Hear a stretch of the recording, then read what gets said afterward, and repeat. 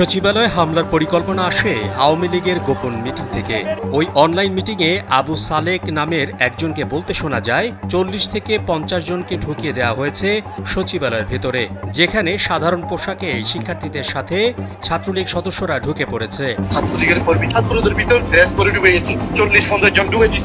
বিক্ষোভে অংশ নেওয়া শিক্ষার্থী বলেন, বিমান বিধ্বস্ত হয়ে মাইলস্টোন কলেজের অনেক শিক্ষার্থী মারা গেছে।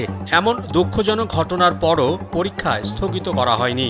সকালে পরীক্ষা দিতে বের হয়ে জানতে পারি হঠাৎ করে রাত ৩টায় পরীক্ষা স্থগিত করার সিদ্ধান্ত নেওয়া হয়েছে।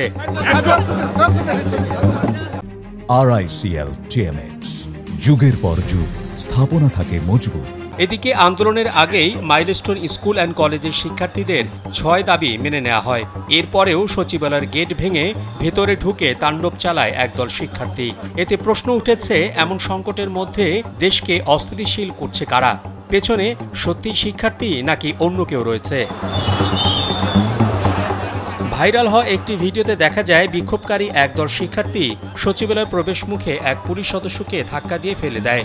এরপর একসঙ্গে ১০ থেকে ১২ জন এসে তাকে মারধর করতে থাকে। প্রাণ রক্ষায় পুলিশ সদস্য দৌড় দেয়। আরেক পুলিশ সদস্য এগিয়ে আসলে তাকেও কিল ঘুষি লাথি মারতে থাকে বিক্ষোভকারীরা।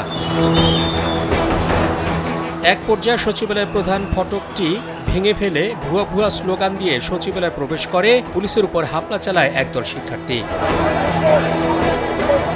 এদিকে আন্দোলনকারীদের মধ্যে এক শিক্ষার্থী জানায়, শেখ হাসিনাই ভালো ছিল, প্রয়োজনে আবার টাকা তুলে তাকে ফিরিয়ে আনা হবে। আমরা সবাই টাকা তুলে শেখ হাসিনার আবার বাংলাদেশে আনবো। ভিডিওতে যাকে দেখা গেছে সে সচিবালয়ে আন্দোলনে নেতৃত্ব দেন এবং বলছেন শেখ হাসিনাই ভালো ছিল। আবার একই সঙ্গে শিক্ষা উপদেষ্টা সহ শিক্ষা সচিব ও কর্মকর্তাদের পদত্যাগ দাবি করেন ওই শিক্ষার্থী। অথচ এই আন্দোলনের পরিকল্পনা আসে আওয়ামী লীগের একটি গোপন বৈঠক থেকে, যেখানে বলা হয় ছাত্রদের পোশাক পরে ৪০ থেকে ৫০ জনকে ঢুকিয়ে দেওয়া হয়েছে সচিবালয়ের ভেতরে।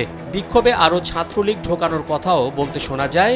উদ্দেশ্য সংকটের মধ্যেও দেশকে আরও অস্থিতিশীল করে তোলা। ওই ফোনে সাজ্জাদুল আনাম নামে আরও একজনকে বলতে শোনা যায়, যত পারেন আরও ঢুকিয়ে দেন, যত পারেন ঢোকায় দেন। এদিকে সচিবালয়ের আন্দোলনের ফুটেজ ও ছবি ফেসবুকে পোস্ট করেছে আওয়ামী লীগ ও নিষিদ্ধ ছাত্রলীগের নেতাকর্মীরা। একই সঙ্গে প্রধান উপদেষ্টার পদত্যাগ দাবি করেছেন এবং সংগঠনটির ফেসবুক পেজ থেকেও একই ভিডিও শেয়ার করা হয়। মোহাম্মদ শাহাবুদ্দিন মাহতাব, কালবেলা।